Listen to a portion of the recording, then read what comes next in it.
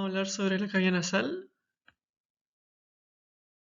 Bueno, viendo como la primera porción de la cavidad nasal es lo conocido como vestíbulo nasal. Tiene una apertura inferior y una superior. La apertura inferior va a estar compuesta por la narina y la superior por el limen nasi. Este es el vestíbulo nasal. Como vemos aquí, la apertura anterior de la cavidad nasal está compuesto por tejido óseo, por dos huesos, que son el nasal y el maxilar. Es una apertura piriforme por su forma de pera. El techo de la cavidad nasal se compone de distintos huesos. Aquí son observables todos ellos y destaca el hueso nasal, el hueso frontal, el hueso etmoides con su lámina gribosa y el hueso esfenoidal o esfenoides. En el suelo destacan dos huesos que son el maxilar, donde se encuentran los dientes. La porción del maxilar que está relacionada con la cavidad nasal es el proceso palatino y el hueso palatino es la lámina horizontal subhitonotómico relacionado con la cavidad nasal. Cuando vemos la pared medial, lo que también se conoce como tabique, destacan diversas estructuras, por ejemplo el cartílago septal, que es tejido cartilaginoso, o sea no hueso, que eso es como más hacia anterior, mientras que a posterior vemos dos huesos. Uno, el hueso etmoides con su lámina perpendicular y el otro el conocido como vomer. Entre estos dos huesos está la articulación conocida como esquindilesis. En la pared lateral destacan estos cornetes que sobresalen, conocidos como concha nasal. Hay una superior, media e inferior. Además de numerosos otros huesos que vamos a revisar. Les recomiendo como en pared, en cavidad nasal importa y en oral también importa mucho como los límites. Así que imágenes como estas son muy buenas y en cortes de NT lo pueden encontrar. Entonces, por ejemplo, vemos aquí el hueso etmoides, donde destacan dos cosas, la concha nasal superior y la inferior. La concha nasal superior y media, y la concha nasal inferior es un hueso por sí solo. Además destacan otros huesos. Por ejemplo, el rojo que vemos acá es el maxilar, que también compone el suelo. El verde corresponde al hueso lagrimal. Por más hacia posterior vemos otro hueso que también está presente en el suelo, que es el hueso palatino, y esta vez por su lámina perpendicular. Y hacia lo más posterior está presente el esfenoides, que es su lámina pterigoidea medial. Como les dije, están estas conchas nasales, pero si es que las cortamos podemos ver distintos hitos anatómicos que también son relevantes. Entonces, tras cortarla, aquí está el hueso etmoides, pero vemos otros hitos. Por ejemplo, aquí vemos la bulla etmoidal y vemos el proceso unciforme. Unciforme porque tiene forma de gancho, así se describe. Aquí está el puntero láser. Ya. También esto es el hiato semilunar. El hiato semilunar se encuentra entre el proceso unciforme y la bulla etmoidal. Esos son como los hitos importantes del hueso etmoidal. Al igual que había una apertura anterior, va a haber una apertura posterior. Esto va a conectar con la nasofaringe y se conoce como coanas. Son dos separadas por la pared medial. Ahora vamos a hablar de los senos paranasales. Si ustedes se acuerdan, los huesos, algunos tenían cavidades y estos senos tienen relación con esas cavidades. Porque en los senos en estas cavidades, el epitelio el revestimiento va a elaborar mucus y este se hace secretar a la nariz para que, según yo, se evite que se seque durante la respiración. Entonces lo importante es que estos senos se van a comunicar con la nariz y van a drenar a ella. O sea, su mucus que secretan se va a ir hacia la nariz. Entonces, ¿qué senos existen? Existe un seno para el hueso frontal, seno frontal, un del hueso esfenoidal, seno esfenoidal, un hueso etmoides que tiene las celdillas etmoideas, el maxilar que tiene su seno maxilar y lo último es la cavidad orbitaria que tiene su conducto nasolagrimal. Aquí como que podemos ver una vista de hacia dónde secretan, como viendo la nariz, y, por ejemplo, pareciera que el frontal, el maxilar y el esfenoidal secretaran como la misma parte, por ejemplo. Entonces ahora vamos a ver algunos hitos óseos relacionados a los senos. Por ejemplo, en el esfenoide vemos la apertura del seno esfenoidal. En el frontal vemos el conducto nasofrontal que va a conectar la nariz con el hueso frontal. Ese es su inicio y ese es su final. Vemos la apertura del seno maxilar, donde va a drenar el seno maxilar. En el hueso maxilar vamos a ver el conducto nasolagrimal, que al final ahí va a terminar el contenido de las glándulas lagrimales. Y vemos otros más. Por ejemplo, la apertura de las celdillas etmoidales destacan también que existen como tres porciones. Existen las posteriores, más posterior, la media y la anterior. Entonces, después de haber visto todo esto, lo único que importa, lo más importante es dónde drena cada seno. Estos drenan en meato nasal superior, medio e inferior. El meato... y otra cosa, el seno esfenoidal drena en el receso esfenoetmoidal, pero todo lo otro en estos meatos. El meato nasal superior va a recibir el drenaje de las celdillas etmoidales posteriores, el meato nasal medio, celdilla etmoidal anterior y media, conducto nasofrontal, o sea, del seno frontal y del seno maxilar, y el inferior solo del conducto nasolagrimal. Entonces, es que vemos, el meato nasal medio recibe la gran mayoría del drenaje en comparación al resto. Aquí vemos un corte coronal. Ahí vemos el receso esfenoetmoidal, donde drena el seno etmoidal, el meato nasal superior, y como si se dan cuenta, el meato nasal superior se llama así porque su relación con la concha nasal superior. Y para recordar, meato nasal superior con las celdillas etmoidales posteriores, el medio celdilla etmoidal anterior y media, conducto nasofrontal y el seno maxilar, y el inferior solamente el conducto nasolagrimal. Aquí tenemos una imagen para ilustrar los senos. Por ejemplo, aquí vemos las celdillas etmoidales, el seno frontal, vemos el seno maxilar y su apertura hacia el meato nasal medio, vemos el meato nasal medio y el meato nasal inferior.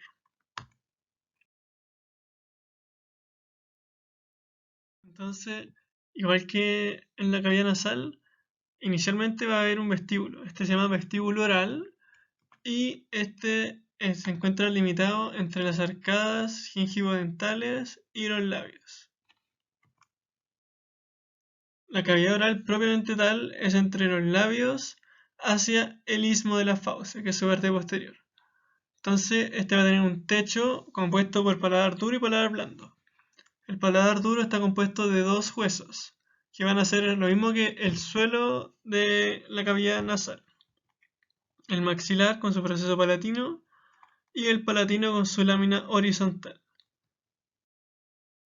Aquí se ve esta imagen, entonces se ve que son huesos pares y se ve que hacia anterior está el hueso maxilar, proceso palatino, y hacia posterior el hueso palatino, lámina horizontal.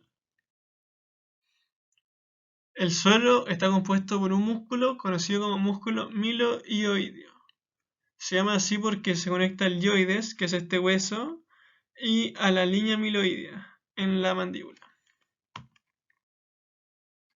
Este sería el hueso milohioideo. Esta sería la línea y este es el yoides. Y este es el suelo de la cavidad oral. El límite posterior, como les dije, es el istmo de las fauces y se encuentra limitado por distintas porciones. Destaca el arco palatogloso y el arco palatofaringeo. También ahí se ve una tonsila, conocida como tonsila palatina. Y inferior a estos arcos se encuentran músculos. En el arco palatogloso está el músculo palatogloso y en el otro está el músculo palatofaringeo.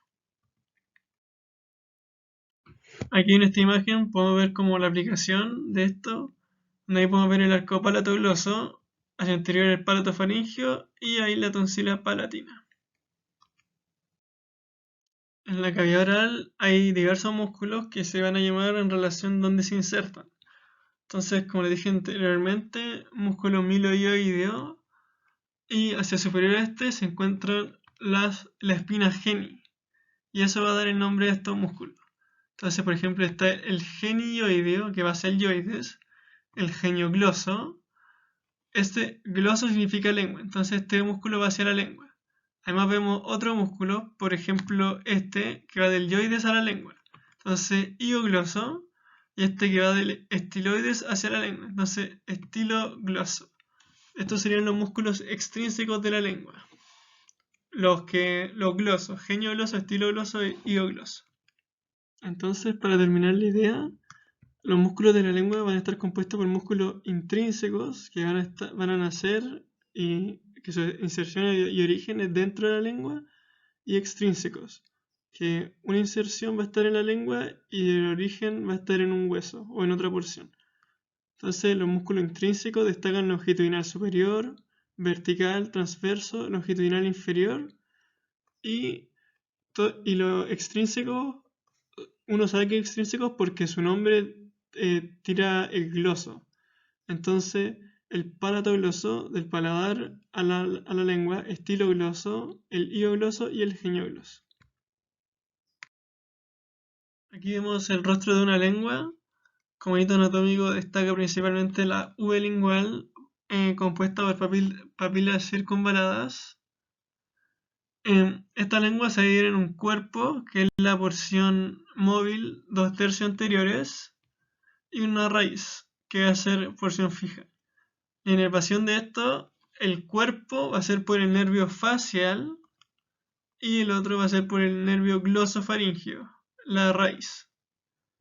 También la epiglotis, que es esta cosita, va a estar inervada sensitivamente por el nervio vago. Entonces esta es la inervación sensitiva. La inervación sensorial, que es lo que nos permite sentir el gusto. Sensorial es como un sentido y sensitivo es como más sensación como tacto, por así decirlo. Esto va a ser similar, porque el cuerpo también va a ser por el nervio facial y la raíz por el nervio glosofaríngeo. Entonces se mantiene la inervación sensitiva con la sensorial. Y la epiglotis de nuevo por el nervio vago.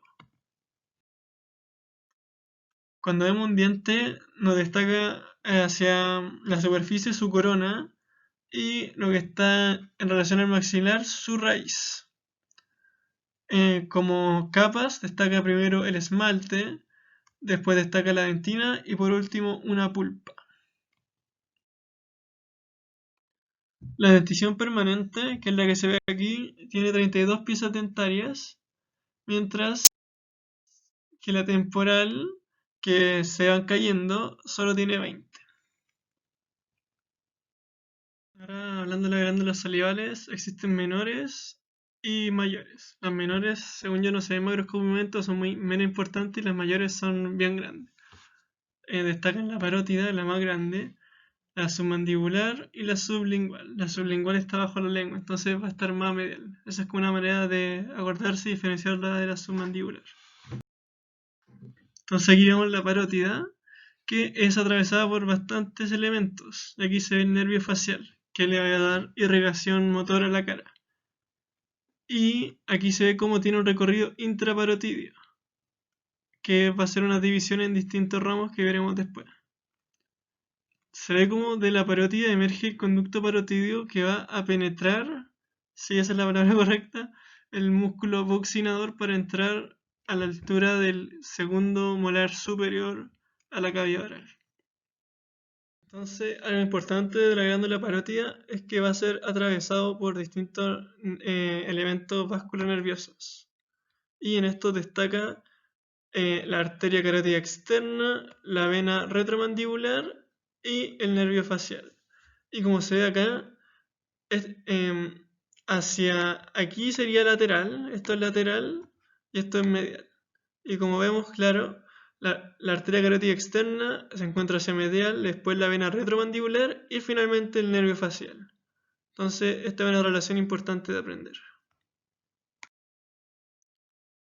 Entonces aquí también vemos la glándula sublingual, que va bajo la lengua, y la submandibular más hacia el lateral. Ahora hablaremos de partes blandas de la cara. En los músculos masticatorios destaca el músculo temporal, que va a ayudar en la elevación y la retracción de la mandíbula, y el massetero, que va a ser el principal músculo encargado de la elevación mandibular. También hay otros músculos. Esto vemos como, si es que quitamos el hueso cigomático, se pueden apreciar. El pterigoideo lateral, masio lateral y el medial. Estos tienen diversas funciones que las veremos a continuación. Aquí se ve otra visión hacia lateral, pterigoideo lateral y medial, pterigoideo medial. Entonces, aquí hay un resumen sobre la función de los músculos masticatorios. Destacar que la función de todo esto se va a centrar en el cierre de la mandíbula. Entonces contribuyen a esto principalmente. Para contribuir a esto, por ejemplo, el temporal va a contribuir a la elevación mandibular y a la retrusión, que es tirar la mandíbula hacia atrás. El massetero contribuye a la elevación, que el massetero es el principal músculo que contribuye a esta acción. Pterigoideo medial también contribuye a la elevación. Mientras tanto, el pterigoideo lateral contribuye al cierre mediante la protrusión de la mandíbula, o sea, que tire la mandíbula hacia adelante. Y destacar que el pterigoideo lateral, cuando se contrae solamente uno, va a permitir que una contracción unilateral va a permitir que la mandíbula se desvíe hacia un lado, lateralmente. Bueno, y ahora vamos a pasar a ver los músculos de la mímica. Entonces podemos subdividir la cara en regiones faciales. Y estas tienen nombres característicos. Tenemos la región frontal, con relación a la frente, orbitaria, con relación al ojo, la órbita mejor dicho, cigomático, con el hueso cigomático, oral, con la boca, nasal, la mejilla y en la mentoniana. En todas estas porciones van a haber diversos músculos que van a controlar los movimientos de estas porciones. Entonces los movimientos faciales van a estar controlados por lo que se conoce como el sistema músculo aponeurótico superficial, SMAS por sus siglas. Estos son músculos superficiales ubicados en la tela subcutánea y lo que llama la atención es que una de sus inserciones se ubica en la piel. Entonces esto permite el movimiento de la piel que uno ve en la cara. Todos estos van a ser inervados por el nervio facial y se usan para la expresión facial. También que se ubica alrededor de aperturas. Por ejemplo, se ubican alrededor de los ojos, que son el grupo orbitario, de la boca, de la nariz, de las narinas. Entonces aquí tenemos una visión de estos músculos, del sistema SMAS. Vemos que está lleno de músculos, pero todo esto los podemos dividir en regiones. Entonces, por ejemplo, va a haber unos que van a estar en la frente, órbita, nariz, los que van a estar alrededor de la boca, que son todo esto, y los veremos a continuación. Entonces, en el grupo orbitario, el músculo que destaca más es el orbicular de los ojos, que sería todo esto, que tiene tres porciones: palpebral, con relación al párpado; una orbitaria, con relación a la órbita; y una lagrimal, con relación al conducto lagrimal. El corrugor de la ceja es este músculo, y la contracción de este músculo consigue el fruncir el ceño. El orbicular de los ojos permite apretar los ojos cuando se contrae. También vemos otros músculos, estos son menos importantes o menos llamativos. Están los auriculares, que son estos, que son rudimentarios en humano. Esto significa como que no tienen mucha función, mucha utilidad. Está el platisma, que va a ayudar a tensionar el cuello o la piel del cuello. Y el occipito frontal, que es este. Y el frontal, que estos tienen una aponeurosis epicraniana. Y el frontal va a elevar las cejas. Cuando vemos el cuero cabelludo, destaca que tiene 5 capas, y por su sigla en inglés se conoce como scalp. Partiendo por más superficial encontramos la piel, skin, S en inglés; después tejido conectivo denso, conectivo, C; después encontramos la aponeurosis del músculo occipito frontal y del frontal; después tejido conectivo laxo, la L; y por último el periósteo, por eso se conoce como scalp. En los músculos que se relacionan con la nariz destaca el prócer, que es este ubicado acá, que es el antagonista del frontal. El frontal va a levantar las cejas y este las va a tirar hacia abajo. También destacan los músculos nasales, que va a tener una porción transversa a través de la nariz y una porción alar. Y esto van a generar la dilatación de las narinas. Por último destaca el músculo depresor del tabique nasal, que como su nombre lo indica, deprime el tabique nasal. En la boca destaca aquí el orbicular de la boca, que va a cerrar la boca y va a permitir comprimir los labios. Como vemos, está alrededor de la apertura bucal. Con respecto a la boca mejilla, vamos a ver muchos músculos que van a estar en relación a esto, en relación al labio superior, al ángulo de la boca y al labio inferior. Y se van a llamar en relación a las estructuras con las que tienen contacto. Más hacia inferior y hacia medial vemos el músculo mentoniano con relación al mentón. Más hacia lateral, el depresor del ángulo de la boca, el depresor del labio inferior, que va a deprimir el labio inferior. Hacia más lateral, el depresor del ángulo de la boca. Ahora pasando hacia lateral, el risorio, que va a permitir la lateralidad del ángulo de la boca. Hacia el superior vemos harto músculo. Destacan los que vienen del hueso cigomático, siendo el cigomático mayor que va al ángulo de la boca y el cigomático menor, hacia el labio superior. Inferior a estos músculos, en esta imagen no se puede ver, pero está el elevador del ángulo de la boca y hacia aquí vemos el elevador del labio superior. Más hacia pegado a la nariz vemos el elevador del labio superior y del ala de la nariz. Y esos serían los músculos con relación a la boca mejilla. El buccinador es otro músculo importante que va a permitir la acción de succionar y silbar. Cuando una persona toca una trompeta, si se lo pueden imaginar, y hace ese movimiento donde como succiona, es porque está utilizando el buccinador. Y lo importante o destacable es que es atravesado por el conducto parotidio, que viene de la glándula parótida. Bueno, entonces, por último, la inervación de estos músculos, como dijimos, va a ser todo por el nervio facial y en la parótida va a dar diversas ramas. Como vemos en la imagen de la mano, va a dar una rama temporal, una cigomática, una bucal, una mandibular y una cervical. Entonces, estas ramas van a inervar los músculos con relación a estas regiones. Aquí vemos en una imagen no muy HD cómo la parótida salen todos estos nervios a inervar los músculos faciales. Entonces, los músculos faciales son inervados por el nervio facial. Ahora, inervación sensitiva, algo rápido. La inervación sensitiva de la cara va a estar dada por el nervio trigémino, que es el quinto nervio, y por tres ramos. Uno llamado nervio oftálmico, que se le conoce como V1, el maxilar V2 y el mandibular V3. Entonces, la cara, su inervación se va a dividir en tercios: un tercio superior, oftálmico, que llega hasta los ojos y después va hacia la nariz; maxilar, porque tiene relación con el hueso maxilar; y una mandibular, porque tiene relación con la mandíbula. También van a haber otros que irrigan en la parte posterior, pero esto no nos importa para la clase, me parece. Ahora hablaremos cortito de vascularización. La irrigación del territorio facial va a estar compuesto principalmente por la arteria facial, que viene de la arteria carótida externa. Como vemos, tiene un trayecto sinuoso y va a dar arterias labiales y una arteria angular, que permite la conexión con ramas de la arteria carótida interna. Entonces va a conectar la arteria angular a estos dos sistemas carotídeos.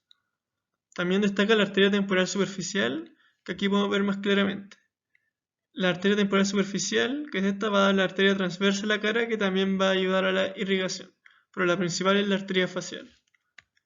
Sobre el drenaje de la cara va a destacar la vena facial, que va a tener el mismo recorrido o similar al de la arteria facial, y este va a dar a parar a la vena yugular interna. También destaca por otro lado la vena retromandibular, que va a traer la irrigación de la vena retromandibular, que va a traer la irrigación de la vena maxilar y temporal superficial, que va a continuar la vena yugular interna y a la yugular externa, a ambas.